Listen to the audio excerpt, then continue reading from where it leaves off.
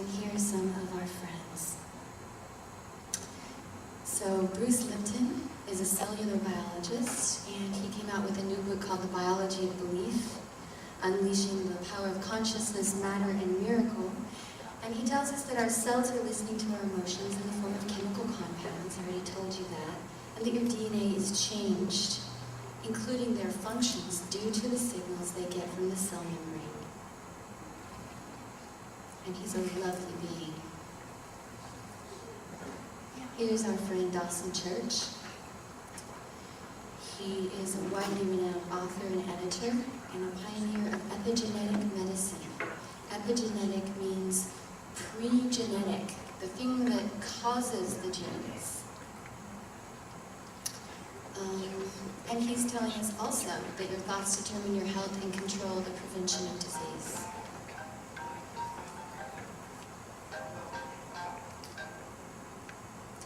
Here is our another friend, Rick Hansen.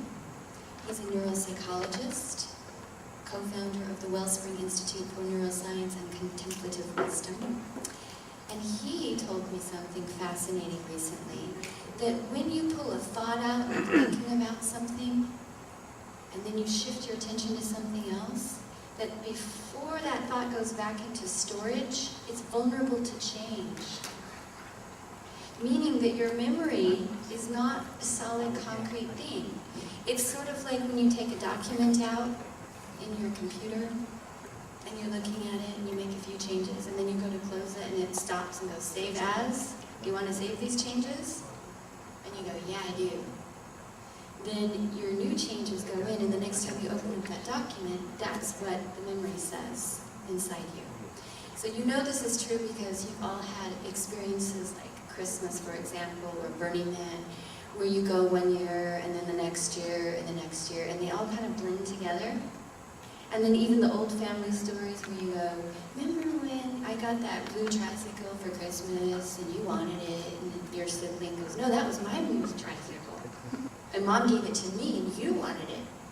You both swear that it's your memory, because somewhere the story of the fight over the blue tricycle got spoken about enough that you kind of edited the memory, and it became, we both had the blue tricycle. When your mom could show you pictures that there was only one blue tricycle, and it was really not even either of yours, but your brother's.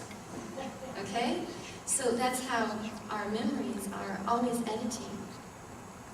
And it makes sense, doesn't it, that you would have an experience, and then your mind would say, this is what I know about it until I get more information.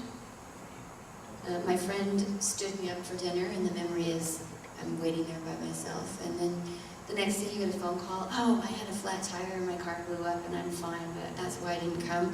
So instead of the memory of my friend doesn't love me, it was my friend had an accident and it's okay now, and took me out the next day because, you know, they did love me. But your old memory, if you just left it there as, I'm alone and my friend doesn't love me. So your memory has to have an ability to update itself to stay current with new facts that come in.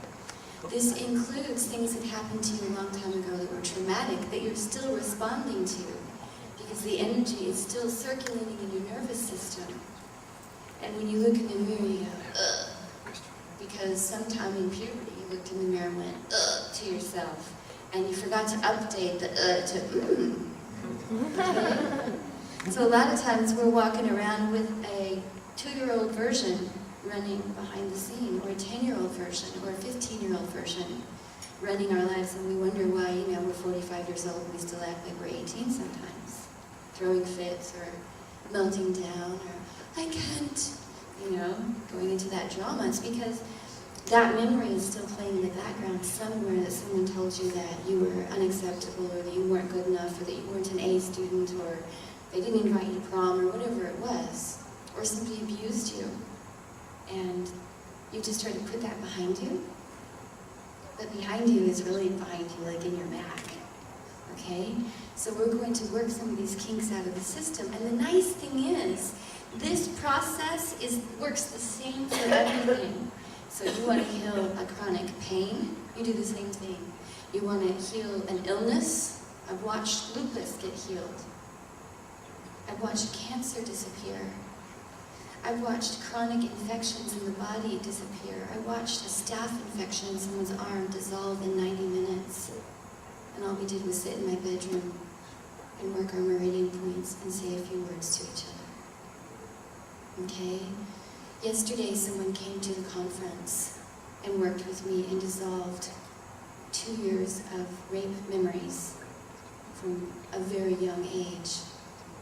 And she left going, I've been drugged over this, and I feel happier than I felt in a long time. I said, well, when's the last time you felt this good? And she said, when I was 11, before it started.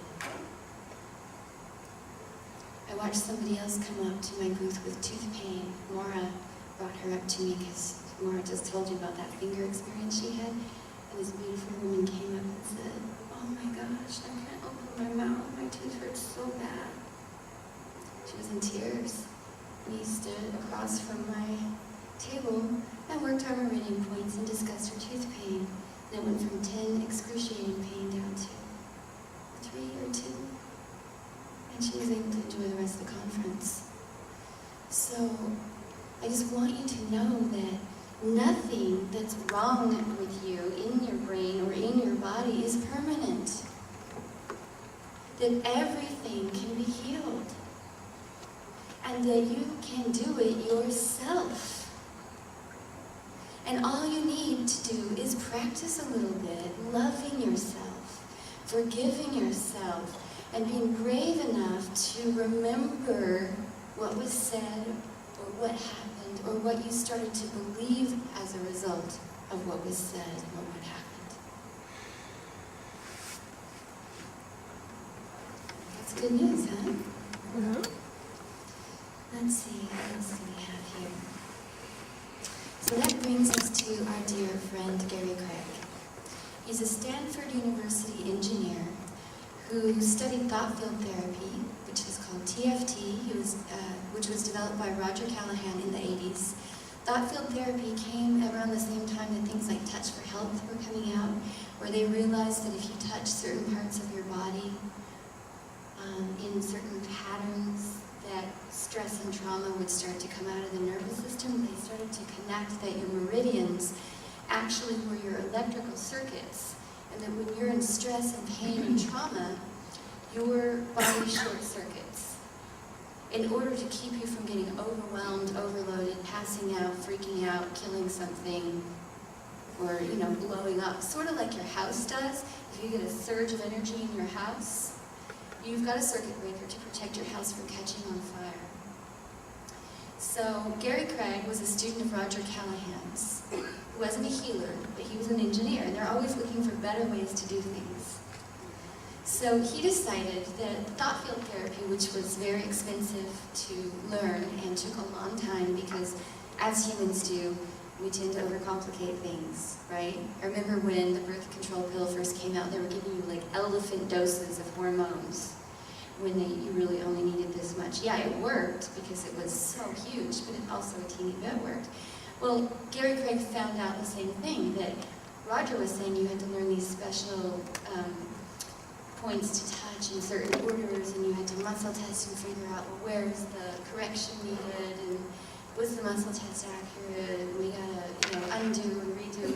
And Gary Craig said, well, what if we just cleared all the meridians over and over? Wouldn't that work? And we could streamline it, and it would be so simple we could teach it to kids. We wouldn't need to look it up in this book and figure out what the remedy is. So he tried it, and guess what? It worked. Which means that today I'm going to teach you the basic meridian tapping points, and you're going to stimulate them with your fingertips. And that's going to pulse heat, light, and sound through the electrical wiring of your body while you think about something that's bothering you, and you're going to feel that emotional charge decrease.